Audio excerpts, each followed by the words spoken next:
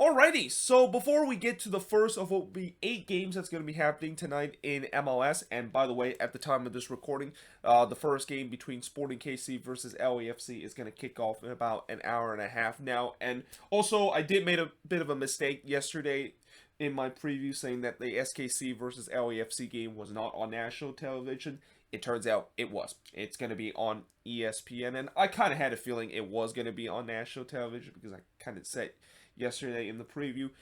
It's kind of strange the fact that we have this kind of marquee matchup and it's not on national television, but it seems like indeed it is going to be on national television and it is going to be on ESPN. Now, also, if you thought yesterday when I did the review and it was a relatively late review between Inter Miami versus Orlando City, and I apologize for that, wait till you see today. In terms of the fact that the last game today isn't actually going to finish until 1:30 p.m. Eastern, 10:30 p.m. Pacific. And the reason why the last game is not going to finish until that late into the evening is because this game between the Timbers versus Minnesota is going to kick off at 10:30 p.m. or 11:30 p.m. Eastern, 8:30 p.m. Pacific. And for those of you wondering why is this game kicking off so late, well, right now in the Pacific Northwest, it is extremely hot right now, and if you are watching this from the Pacific Northwest, if you're a Timbers fan or a Sounders fan or even a Whitecaps fan watching this video, stay hydrated out there because it is really hot.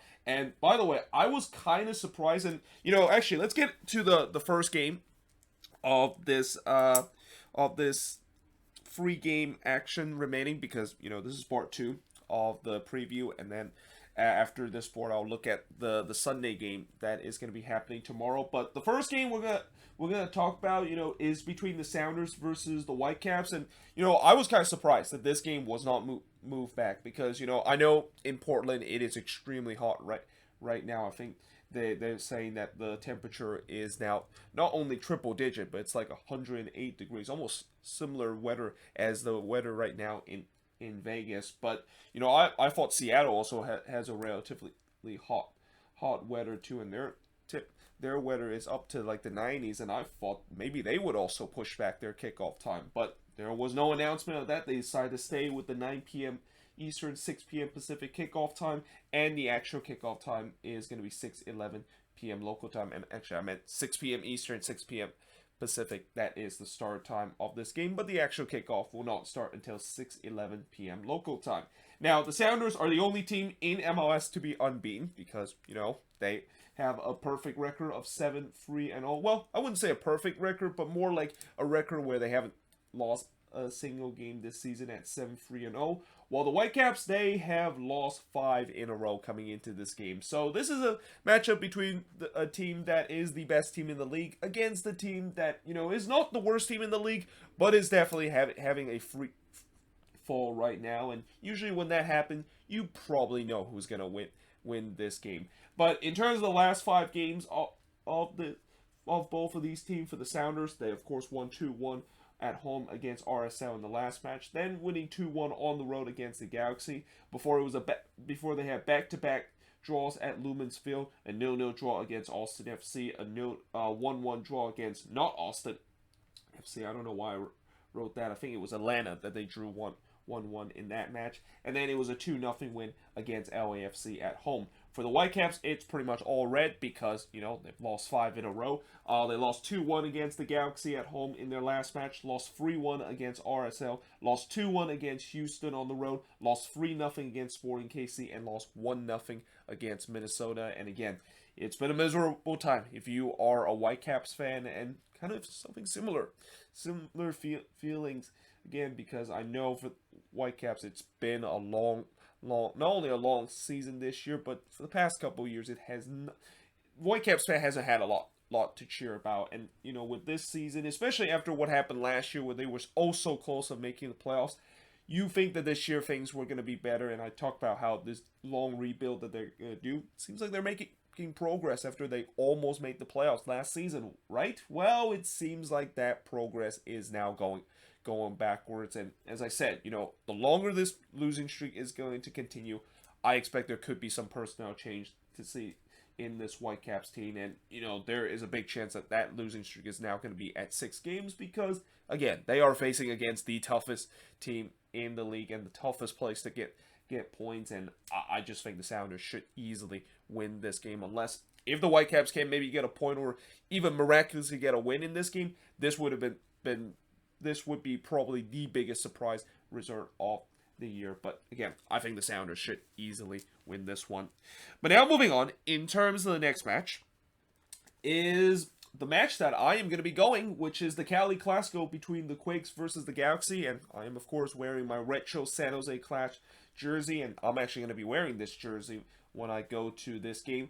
But this game will start at 10 p.m. Eastern, 7 p.m. Pacific, but the actual kickoff is 7:08 p.m. local time. This game, of course, is also going to be technically on national television, as this game is going to be on 2DN, and unfortunately, it is going to be on Twitter. But at least for me, I don't have to worry about this because, you know, I am actually at the game and I don't have to watch a Twitter stream. But if you are a person that cannot make it to this game, yeah, you know, I definitely send my regards in terms of the fact that you have to watch this on Twitter. But either way, the Quakes, so just like Vancouver, they're also in a free fall right now. They're winless in their last 6 games. They have lost 5 out of their last 6 games coming into this Cali Clasico, while the Galaxy, they of course won 2-1 on the road against Vancouver. The record for both teams, for the Quakes, it's a free 1-6 record, while the Galaxy is 6-0-3. Last 5 games for the Quakes, a lot of red in their last 5 games, with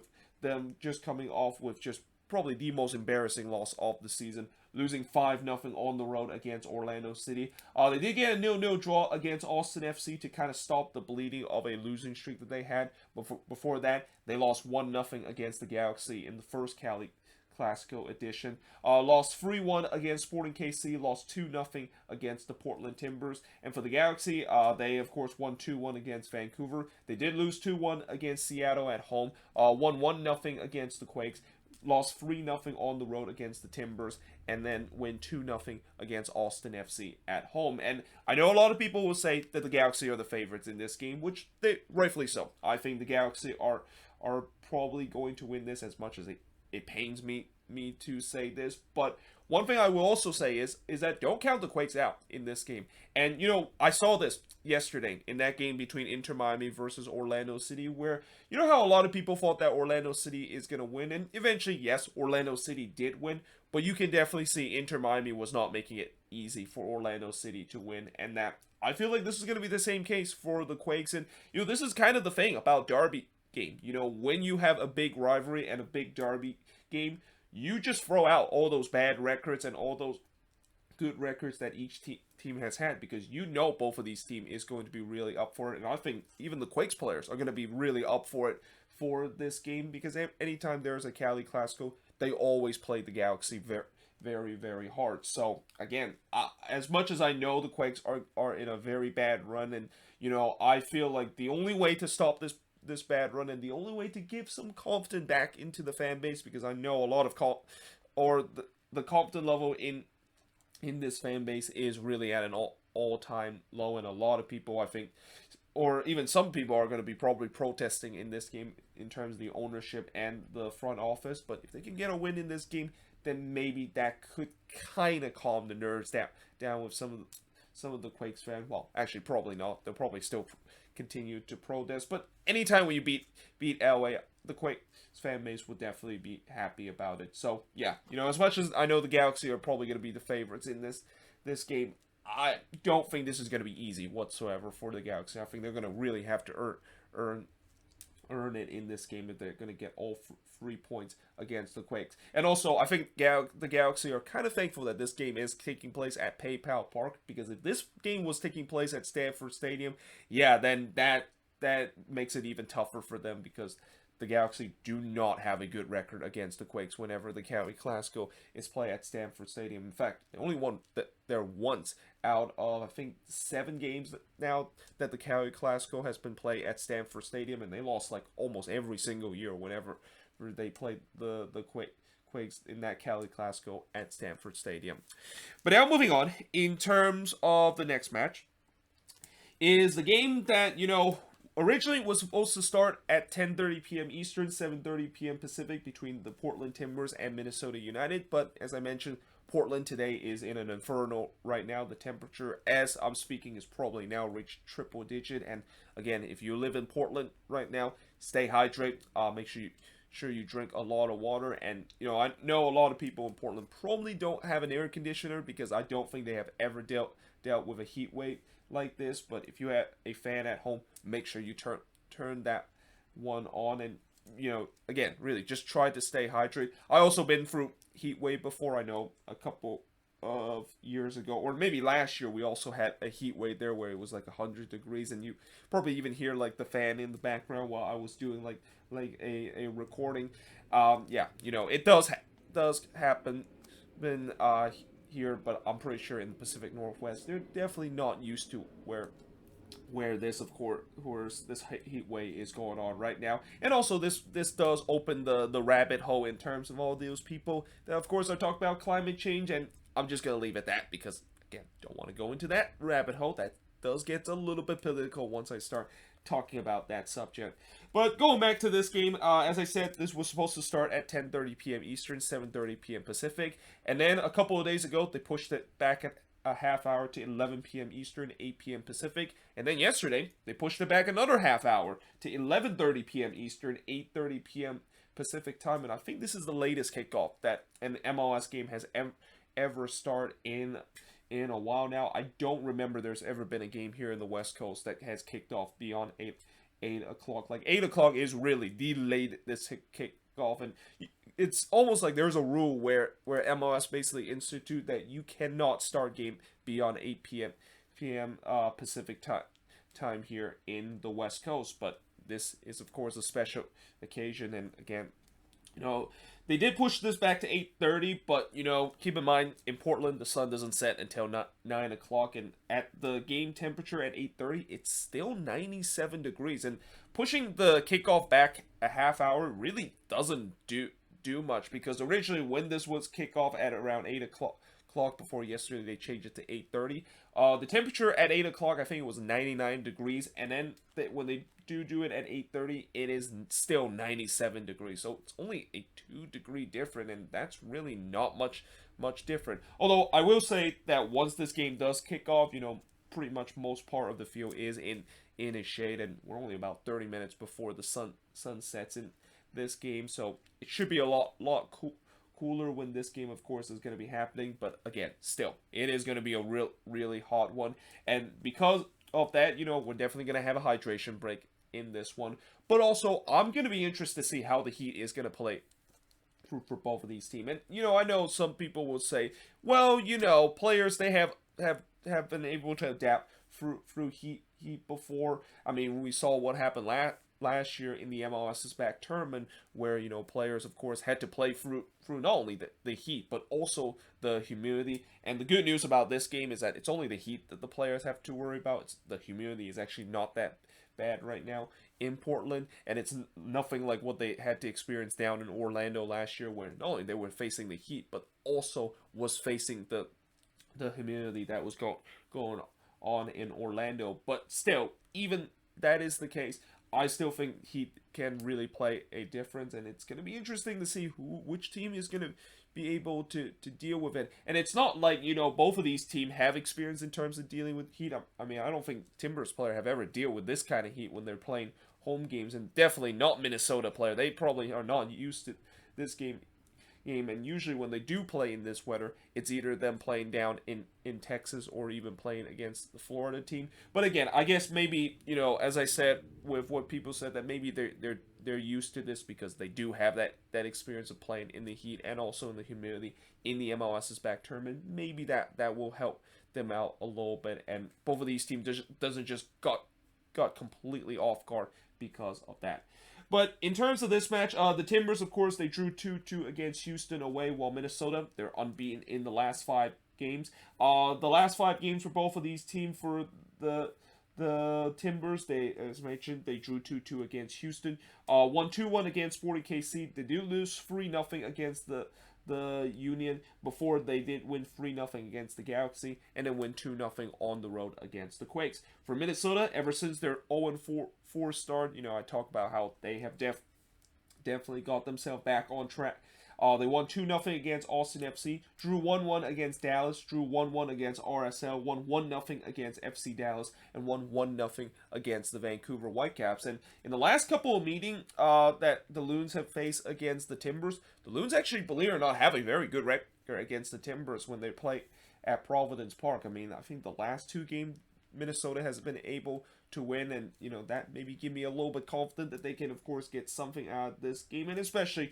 it seems like they finally have found their stride, which that was with the way that they've been going for this 5-game unbeaten streak. This is kind of what I expected Minnesota coming into this season, and not that 0-4 start that they, of course, had in the beginning of the year. But again, they have to deal with the Heat, and they still have to play against the Timbers, which they're going to be definitely hopefully up for this game, and knowing the fact that Providence Park is still one of the toughest places to get points away, and especially I don't think the Timbers have lost this season at Providence Park. It's going to be tough for Minnesota to try to get anything out of this, even if they do have a relatively good record there in recent memory, and also they have had a good unbeaten streak going coming into this game. But that being said, I am now going to switch boards and look at the Sunday game that is going to be happening tomorrow. Alright, so the first of a 4-game action on Sunday will kick off between Atlanta United versus the New York Red Bulls, and I did double check to see whether or not if this was on national television, and believe it or not, it's not. There's actually only going to be one game out of this 4-game action on Sunday that's going to be on national television, and it's definitely one that I think a lot of people has been looking forward to, which is Austin FC versus the Columbus Crew, also known as the Anthony Precourt Derby. But before we get to that, let's talk about Atlanta versus the Red Bulls, which, again, I'm kind of surprised this is not on national television, because anytime when Atlanta play against the Red Bulls, and I know recently both of these teams hasn't been as good, and a couple of days ago, it seems like this rivalry was really at its golden day when both of these teams were the two best teams in the Eastern Conference, and there always tends to be that rivalry and that fiery kind of thing that we see in this game, and maybe it has lost a little bit luster because both of these teams are not doing that well this season. But still, anytime when Atlanta does play against the Red Bulls, it does remind you of those kind of bad blood moment a couple of years ago, and don't be surprised if either of these players might not have forgot about that, and that this could be once again a very, very kind of physical matchup. But this game will start at 3:30 p.m. Eastern, 12:30 p.m. Pacific. The actual kickoff time is 3:38 p.m. local time. Atlanta, of course, they have drew back-to-back 2-2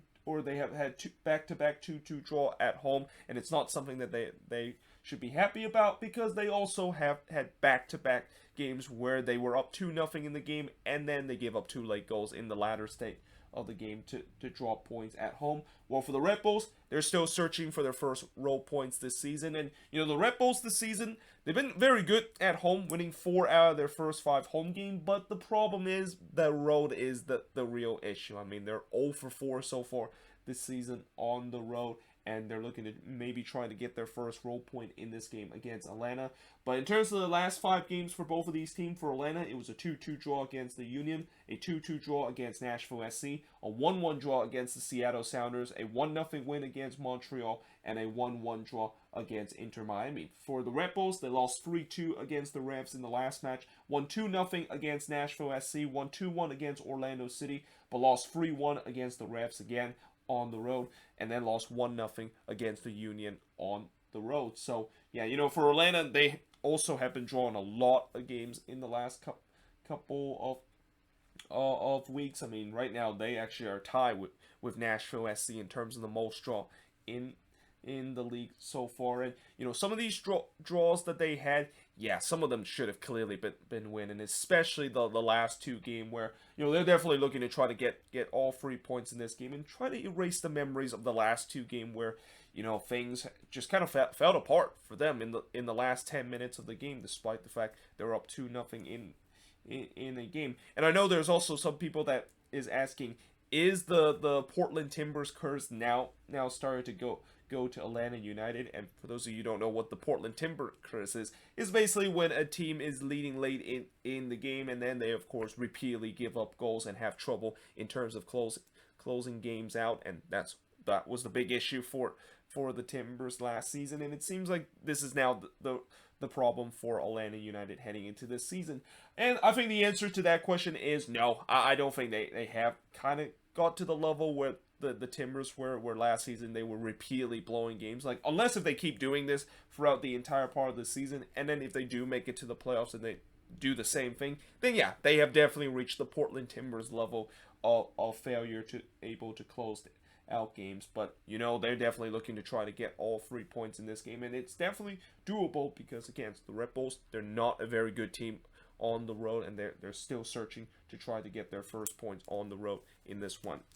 But now moving on, in terms of the next match, is NYCFC versus DC United. So this game will start at 6 p.m. Eastern, 3 p.m. Pacific time, but the actual kickoff will be 6:08 p.m. local time. And keep in mind, this game is still at Red Bull Arena. It seems like NYCFC is making their summer home at Red Bull Arena for this one, even though, what's kind of weird is that the Yankees, they're actually playing against the Red Sox on the road in this weekend series, and Yankee Stadium is free to use, and I'm kind of surprised NYCFC decided to not use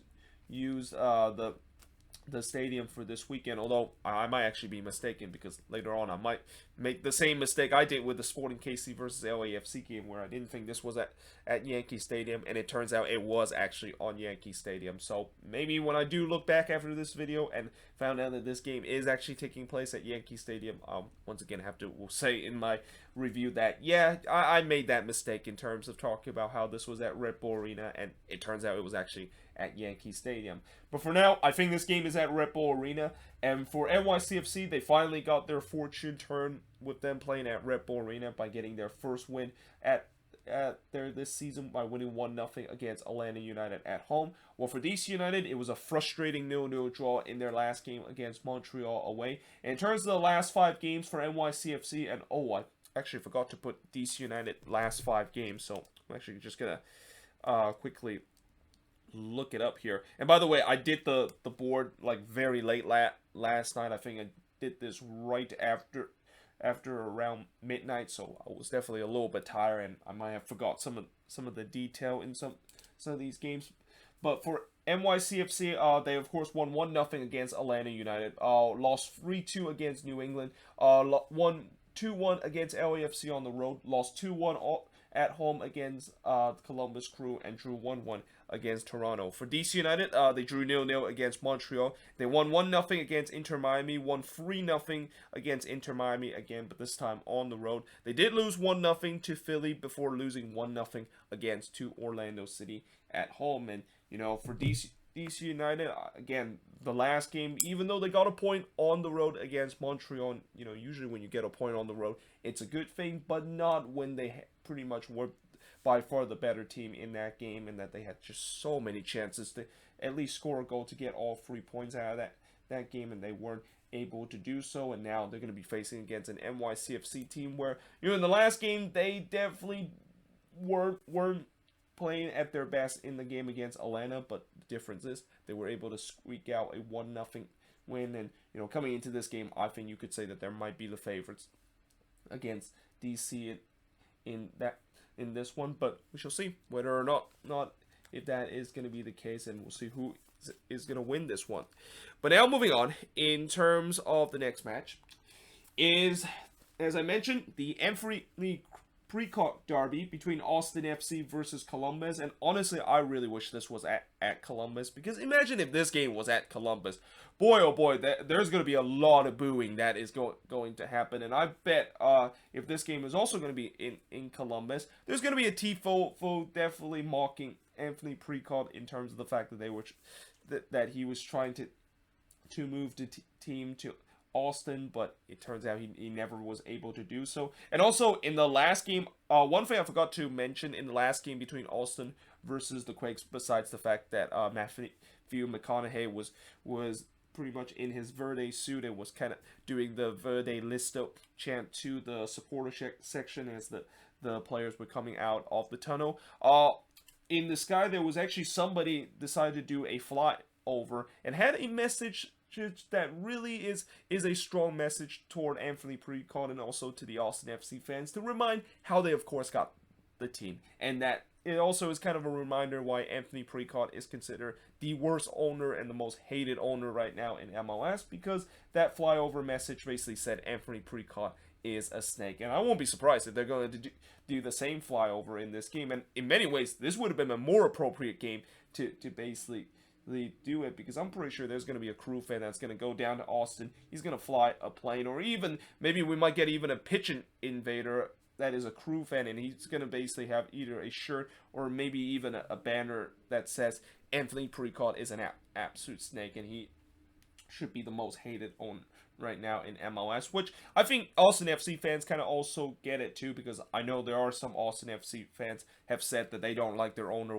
whatsoever, and especially I think one of the things that Austin FC hate about their owner is the high ticket prices that they have to pay to go to the game. I mean, I know season ticket holder don't have to worry about the high ticket prices. The season ticket that they of course pay is actually right around the same as most MLS team, but if you aren't able to get season ticket for this team and you have to pay for this high ticket price for these single games, yeah, that gives you a reason why you really hate your owner. And it seems like your owner is really just take advantage and milk as much money out of your team as possible, and that is kind of the reason why Anthony Precourt is considered the most hated owner right now in MLS.